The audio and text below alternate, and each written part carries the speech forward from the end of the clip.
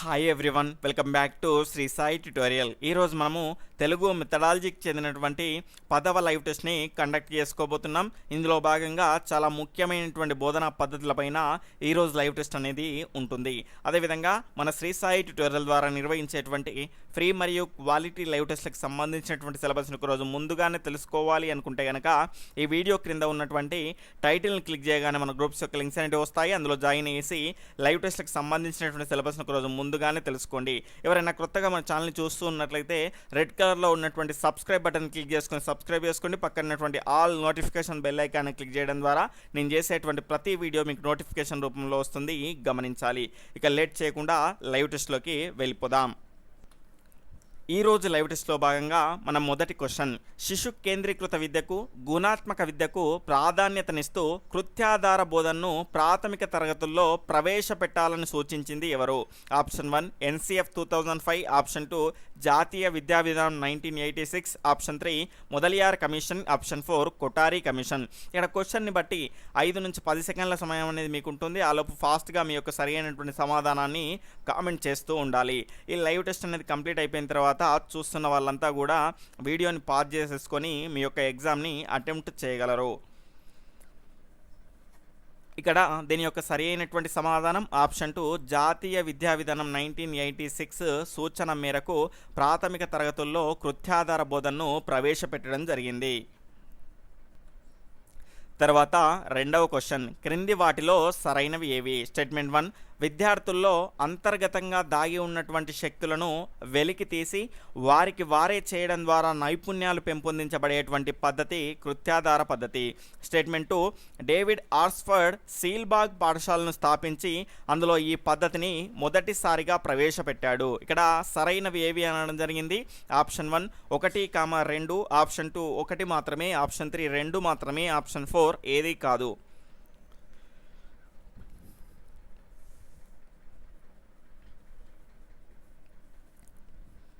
ఇక్కడ దీని యొక్క సరి అయినటువంటి సమాధానం ఆప్షన్ 2 1 మాత్రమే సరైనది, రెండవది సరైనది కాదు. ఎందుకంటే డేవిడ్ ఆర్స్ఫర్డ్ సీల్బాగ్ పాఠశాలను కర్ణాటకలో స్థాపించాడు, కానీ ఈ కృత్యాధార పద్ధతిని మొదటిసారిగా ప్రవేశపెట్టింది ఎందులో అంటే రిషి వాలీ అనేటువంటి పాఠశాలలో.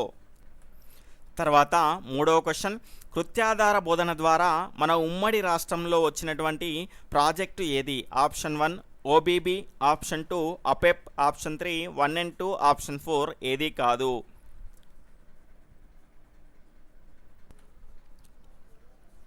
ఇక్కడ దీని యొక్క సరి అయినటువంటి సమాధానం ఆప్షన్ 2 అపెప్ అండి. ఆంధ్రప్రదేశ్ ప్రైమరీ ఎడ్యుకేషన్ ప్రాజెక్ట్ అండి. ఇందులో భాగంగా మనకు 6 సూత్రాలు ఉంటాయి. ఇక్కడ ఓబీబీ కూడా అనుకుంటారు, కానీ ఓబీబీ అనేది ఒక పథకము. ఇది దేని ద్వారా వచ్చింది అంటే జాతీయ విద్యా విధానం 1986 సూచనల మేరకు ఈ రకమైనటువంటి పథకం ఆపరేషన్ నల్లబల్ల పథకం అనేది రావడం జరిగింది. తర్వాత నాలుగో క్వశ్చన్, అపెప్లో ఉండేటువంటి ముఖ్య సూత్రాలలో సరైనవి ఏవి? ఇక్కడ స్టేట్మెంట్ 1 ఉపాధ్యాయుల కృత్యాలను తయారు చేయాలి, అంటే ఉపాధ్యాయులు కృత్యాలని తయారు చేయాలి. అదేవిధంగా రెండవది కృత్యాల ఆధారంగానే బోధన జరగాలి. మూడవది వ్యక్తిగత కృత్యాలు మాత్రమే ఉండాలి. నాలుగవది తరగతి గదిలో ప్రదర్శించే విధంగా కృత్యాలు అనేటివి ఉండాలి. ఆప్షన్ 1 పైవన్నీ కూడా సరైనవే. ఆప్షన్ 2 1 to 4 మాత్రమే సరైనవి. ఆప్షన్ 3 1 to 3 మాత్రమే సరైనవి. ఆప్షన్ 4 ఏదీ కాదు.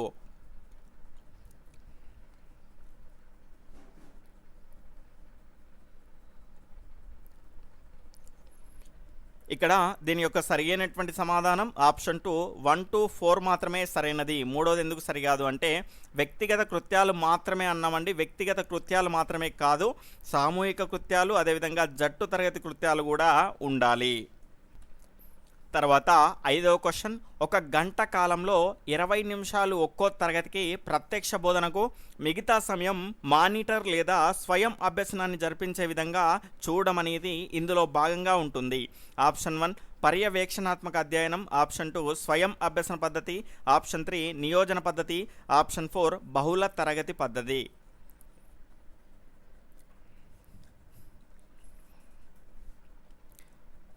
ఇక్కడ దీని యొక్క సరైనటువంటి సమాధానం ఆప్షన్ 4 బహుళ తరగతి బోధనలో ఈ రకమైనటువంటి మొదటగా 20 నిమిషాల ప్రత్యక్ష బోధన ఉంటుంది. దాని తర్వాత మానిటర్ సహాయంతో కానీ సమవయస్కుల సహాయంతో కానీ స్వయం అభ్యసనం చేసే విధంగా ఈ రకమైనటువంటి కృత్యాలు అనేటివి ఇందులో ఉంటాయి. ఇది ఎక్కడ యూజ్ అవుతుంది అంటే ప్రాథమిక దశలో ఒకే ఉపాధ్యాయుడు అన్ని తరగతులకు బోధించాల్సినటువంటి అవసరం అనేది ఏర్పడ్డప్పుడు ఈ బహుళ తరగతి బోధన అనేది ఉంటుంది. ఇది ఎవరు సూచించారు అంటే SSA సర్వశిక్ష అభియాన్ సూచన మేరకు ఈ రకమైనటువంటి బహుళ తరగతి బోధన అనేది రావడం జరిగింది. తర్వాత 6వ క్వశ్చన్, బహుళ తరగతి బోధనలో ప్రాథమిక పాఠశాలలో ఒక రోజుకి భాషా బోధనలో తప్పకుండా ఎన్ని నిమిషాలు కేటాయించాలి? Option 1 45, option 2 60, option 3 90, option 4 30.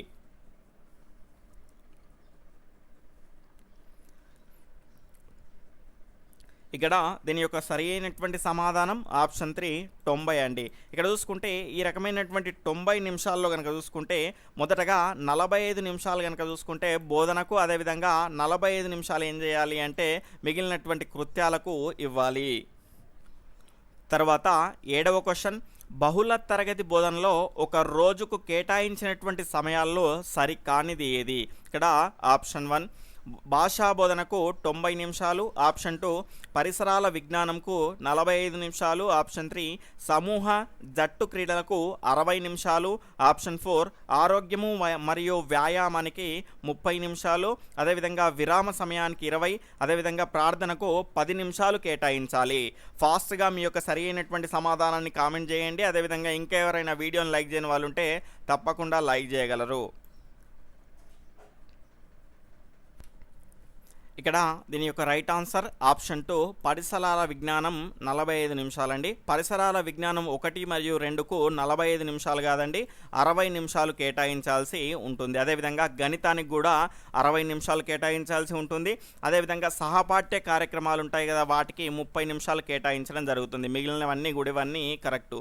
భాషా బోధనకు 90 నిమిషాలు, అదేవిధంగా సమూహ మరియు జట్టు క్రీడలకు 60 నిమిషాలు, అదేవిధంగా ఆరోగ్యం వ్యాయామానికి 30 నిమిషాలు, విరామ సమయం అనేది 20 నిమిషాలు, ప్రార్థనకు 10 నిమిషాలు అనేటివి కేటాయించాలి ఒకరోజు తరగతిలో.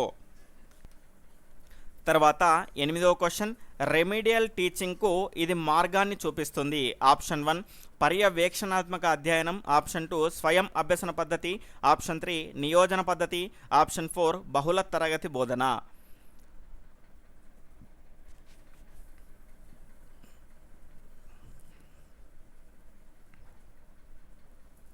ఇక్కడ దీని యొక్క సరి అయినటువంటి సమాధానం ఆప్షన్ 1 పర్యవేక్షణాత్మక అధ్యయనం అండి. ఇక్కడ ఎవరైనా ఒక ఉపాధ్యాయుని సమక్షంలో పాఠశాల సమయానికి ముందు కానీ చివర కానీ చేసేటువంటి అధ్యయనాన్ని పర్యవేక్షణాత్మక అధ్యయనం అంటాము. దీన్నే నియంత్రిత అధ్యయనం కూడా అంటాము. ఇందులో ఏమవుతుంది అంటే పిల్లవాళ్ళు చేసేటువంటి తప్పులన్నిటివి తెలియడం జరుగుతుంది కాబట్టి వాటిని సరిచేయడానికి, లోప నివారణ బోధన చేయడానికి మనకు ఉపయోగపడుతుంది. కాబట్టి ఇది పర్యవేక్షణ అధ్యయనం అనేది రెమిడియల్ టీచింగ్కు మార్గాన్ని చూపెడుతుంది. ఈ లోప నివారణ బోధననే మనం ఇంగ్లీష్లో రెమిడియల్ టీచింగ్ అని కూడా అంటాము.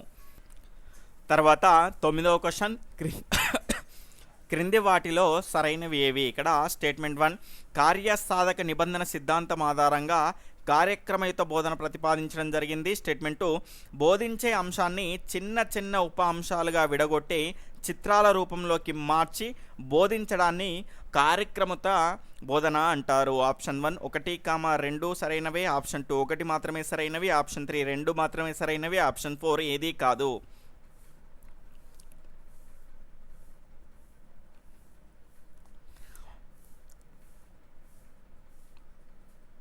ఇక్కడ దీని యొక్క సరి అయినటువంటి సమాధానం ఆప్షన్ 1 1, 2 కూడా సరి అయినవే. ఈ కార్యసాధక నిబంధన సిద్ధాంతం ఆధారంగా ప్రతిపాదించినటువంటి బోధన ఏది అంటే కార్యక్రమయుత బోధన. ఇందులో కనుక చూసుకుంటే బోధించాల్సినటువంటి అంశాన్ని కార్యసాధక నిబంధనలో ఏ విధంగా మనకు ఫ్రేమ్స్గా మనం విడగొడతామో అదేవిధంగా చిన్న చిన్న ఉప అంశాలుగా విడగొట్టి చిత్రాల రూపంలోకి మార్చి బోధించడాన్ని కార్యక్రమయుత బోధన అని అంటారు. తర్వాత 10వ question, the techniques of teaching అనేటువంటి గ్రంథ రచయిత ఎవరు? Option 1 Thorndike, option 2 B F Skinner, option 3 Gilbert, option 4 Ellen Park.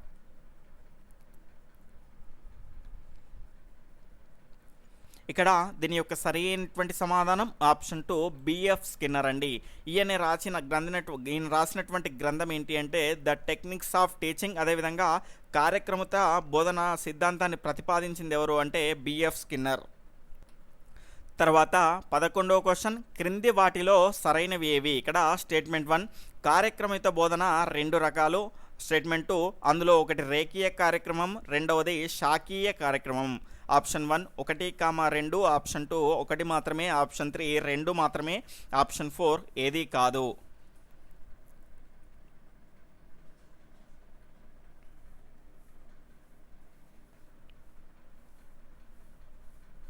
ఇక్కడ దీని యొక్క సరైనటువంటి సమాధానం ఆప్షన్ 1 1, 2 రెండు కూడా సరైనవి. వీటి గురించి ఏంటి, రేఖీయ కార్యక్రమం అంటే ఏంటిది, దాని తర్వాత శాఖీయ కార్యక్రమం అంటే ఏంటో నెక్స్ట్ క్వశ్చన్స్లో తెలుసుకుందాం. తర్వాత 12వ క్వశ్చన్, రేఖీయ కార్యక్రమానికి సంబంధించని అంశం ఏది? ఆప్షన్ 1 దీనిని క్రౌడర్ ప్రవేశపెట్టాడు. ఆప్షన్ 2 ఇందులో మొదటి చట్రంలో ప్రశ్నలకు, అదేవిధంగా రెండవ చట్రంలో ప్రశ్నలకు, మూడవ చట్రంలో సమాధానాలు లభించేటువంటి విధానమే ఈ కార్యక్రమం. ఆ కార్యక్రమం పేరే రేఖీయ కార్యక్రమం. ఆప్షన్ 1 1, 2, ఆప్షన్ 2 1 మాత్రమే, ఆప్షన్ 3 2 మాత్రమే, ఆప్షన్ 4 ఏది కాదు. ఇక్కడ సంబంధించని అన్నాడు.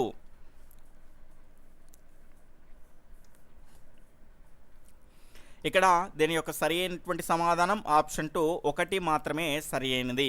ఈ కార్యక్రమత బోధనలో కనుక చూసుకుంటే 2 రకాల కార్యక్రమాలు ఉంటాయి. అందులో రేఖీయ కార్యక్రమం ఒకటి, రెండవది శాఖీయ కార్యక్రమం. ఇందులో కనుక చూసుకుంటే ఈ రేఖీయ కార్యక్రమాన్ని ప్రవేశపెట్టింది ఎవరు అంటే క్రౌడర్ కాదండి, స్కిన్నర్. ఇందులో మొదటి చట్రంలో ఉన్నటువంటి ప్రశ్నలకు, రెండవ చట్రంలో ఉన్నటువంటి ప్రశ్నలకు, మూడవ చట్రంలో సమాధానాలు అనేటివి లభించేటువంటి విధానమే ఈ రేఖీయ కార్యక్రమం. తర్వాత 13వ క్వశ్చన్, శాఖీయ కార్యక్రమానికి సంబంధించినది. శాఖీయ కార్యక్రమానికి సంబంధించినవి అండి, సంబంధించినవి కాదు. ఆప్షన్ 1 దీన్ని క్రౌడర్ ప్రవేశపెట్టాడు. స్టేట్మెంట్ 2 ఇందులో ఏ చట్రానికి సంబంధించిన ప్రశ్నలకు సమాధానాలు అదే చట్రంలో ఉంటాయి. స్టేట్మెంట్ 3 ఒక చట్రం పూర్తయిన తర్వాతనే మరొక చట్రానికి వెళ్ళాలి. ఆప్షన్ 1 1, 2, 3, ఆప్షన్ 2 1, 2 మాత్రమే, ఆప్షన్ 3 1, 3 మాత్రమే, ఆప్షన్ 4 ఏదీ కాదు.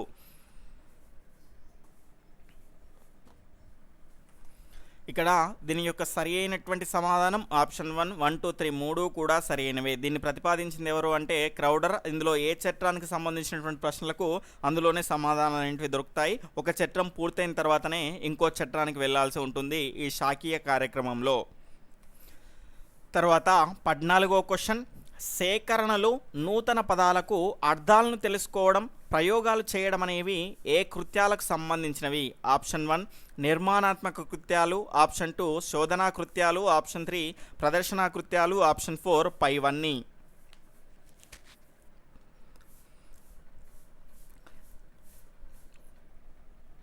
ఇక్కడ దీని యొక్క సరి అయినటువంటి సమాధానం ఆప్షన్ 2 శోధనా కృత్యాలండి. ఈ శోధనా కృత్యాల్లో కనుక చూసుకుంటే సేకరించడం ఏవైనా అంశాలను, అదేవిధంగా నూతన పదాలకు అర్థాలను తెలుసుకోవడం, అదేవిధంగా ప్రయోగాలు చేసుకోవడం అనేటివి శోధనా కృత్యాల్లో భాగంగా ఉంటాయి. తర్వాత 15వ క్వశ్చన్, వైయక్తిక కృత్యము, తర్వాత సామూహిక కృత్యము, జట్టు కృత్యము ఈ కృత్యాల్లో భాగంగా ఉంటాయి. ఆప్షన్ 1 నిర్మాణాత్మక కృత్యాలు, ఆప్షన్ 2 శోధనా కృత్యాలు, ఆప్షన్ 3 ప్రదర్శనా కృత్యాలు, ఆప్షన్ 4 పైవన్నీ.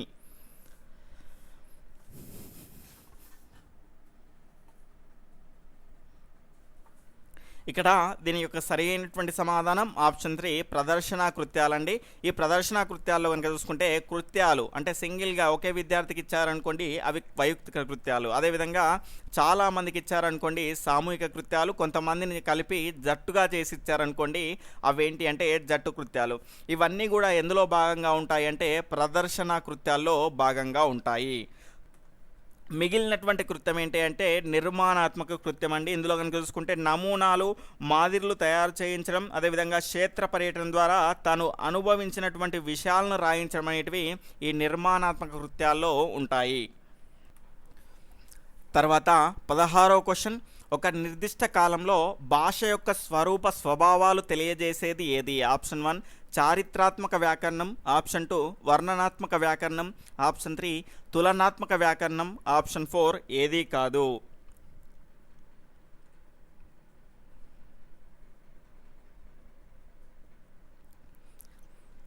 ఇక్కడ దీని యొక్క సరి అయినటువంటి సమాధానం ఆప్షన్ 2 వర్ణనాత్మక వ్యాకరణం అండి. ఈ వర్ణనాత్మక వ్యాకరణం ఏం తెలియజేస్తుంది అంటే ఒక నిర్దిష్ట కాలంలో భాష యొక్క స్వరూప స్వభావాలను తెలియజేసేదాన్నే మనం ఏమంటాము అంటే వర్ణనాత్మక వ్యాకరణము అంటాం. ఫర్ ఎగ్జాంపుల్ బాల వ్యాకరణము, ఈ ప్రౌఢ వ్యాకరణం ఇవన్నీ ఉన్నాయి కదా, వాటి గురించి తెలియజేసేటువంటి వ్యాకరణం ఏంటి అంటే వర్ణనాత్మక వ్యాకరణం. తర్వాత జన్యు జనక భాషల మధ్య ఉండేటువంటి సంబంధాన్ని తెలియజేసేది ఆప్షన్ 1 చారిత్రాత్మక వ్యాకరణం, ఆప్షన్ 2 వర్ణనాత్మక వ్యాకరణం, ఆప్షన్ 3 తులనాత్మక వ్యాకరణం, ఆప్షన్ 4 ఏదీ కాదు.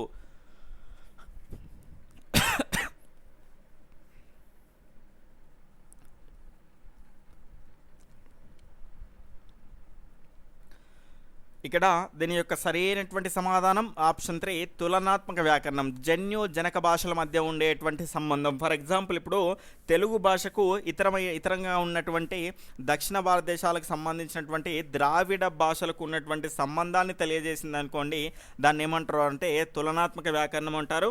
ఈ చారిత్రాత్మక వ్యాకరణం అంటే ఏంటి అంటే చరిత్రలో కనుక చూసుకుంటే భాషలో వచ్చేటువంటి మార్పులను తెలియజేసేది ఏంటి అంటే చారిత్రాత్మక వ్యాకరణం. తర్వాత 18వ క్వశ్చన్ సూక్ష్మాంశ బోధనకు సంబంధించి సరికానిది. ఇక్కడ స్టేట్మెంట్ 1 ఇది ఒక నూతన బోధనా పద్ధతి, స్టేట్మెంట్ 2 ఇది ఒక బోధనా మెలకువ, ఆప్షన్ 3 దీనివల్ల పూర్తి విషయ బోధన కాదు, స్టేట్మెంట్ 4 ఛాత్రోపాధ్యాయులకు శిక్షణ కళాశాలలకు ఒక వరం లాంటిది.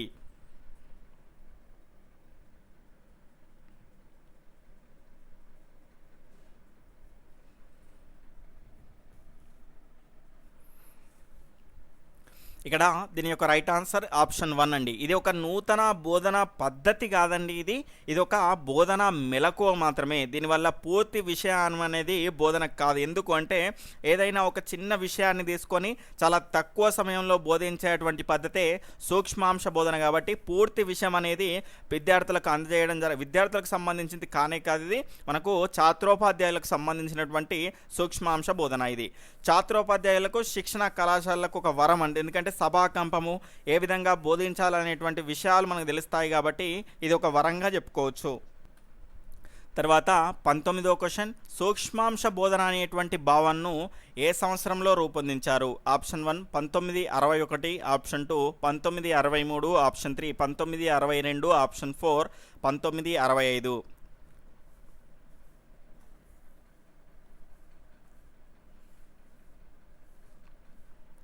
ఇక్కడ దీని యొక్క సరి అయినటువంటి సమాధానం ఆప్షన్ 2 1963లో సూక్ష్మాంశ బోధన అనేటువంటి భావనను రూపొందించడం జరిగింది. తర్వాత ఈరోజు ప్రశ్న యొక్క సమాధానాన్ని చాలామంది క్రింద కామెంట్ సెక్షన్లో తెలియజేయడం లేదండి. ఖచ్చితంగా ఈరోజైనా దీని యొక్క సరి అయినటువంటి సమాధానాన్ని తెలియజేసేటువంటి ప్రయత్నం అనేది చేయండి. ఇక్కడ చూసుకుంటే విద్యార్థులు ఉపాధ్యాయులకు రాసినటువంటి సెలవు చీటీ అనేది ఆప్షన్ 1 వ్యక్తిగత లేఖ, ఆప్షన్ 2 సామాజిక లేఖ, ఆప్షన్ 3 వ్యాపార లేఖ, ఆప్షన్ 4 ఏదీ కాదు. దీని యొక్క సరైనటువంటి సమాధానాన్ని క్రింద కామెంట్ సెక్షన్లో తెలియజేయండి. రేపటి సిలబస్ ఆధునిక బోధనా పద్ధతులైనటువంటి క్రీడా పద్ధతి, మాంటిస్సోరీ పద్ధతి, కిండర్ గార్డెన్ పద్ధతి, డాల్టన్ పద్ధతి మిగిలినటువంటి అంశాలపైన రేపు లైవ్ టెస్ట్ అనేది ఉంటుంది. రేపటితో మనకు బోధనా ఉపగమాలు అనేది కంప్లీట్ అయిపోతుంది. నెక్స్ట్ 2 డేస్లో మనకు ఈ మొత్తం తెలుగు మెథడాలజీ అనేది కంప్లీట్ అవ్వడం జరుగుతుంది, గమనించాలి. అదేవిధంగా వీడియోని చూస్తున్న వాళ్ళంతా కూడా తప్పకుండా లైక్ చేసి వెళ్ళగలరు. అదేవిధంగా ఎవరైనా కొత్తగా మన ఛానల్ చూస్తూ ఉన్నట్లయితే సబ్స్క్రైబ్ చేసుకొని పక్కనటువంటి ఆల్ నోటిఫికేషన్ బెల్ ఐకాన్ని క్లిక్ చేయడం ద్వారా నేను చేసేటువంటి ప్రతి వీడియో మీకు నోటిఫికేషన్ రూపంలో వస్తుంది. అదేవిధంగా కనీసం మీ ఒక్క మిత్రునికైనా షేర్ చేసేటువంటి ప్రయత్నం అనేది చేయండి, మీ వీడియో కనుక మీకు నచ్చినట్లయితే కనుక. Okay friends, bye, take care, Jai Hind.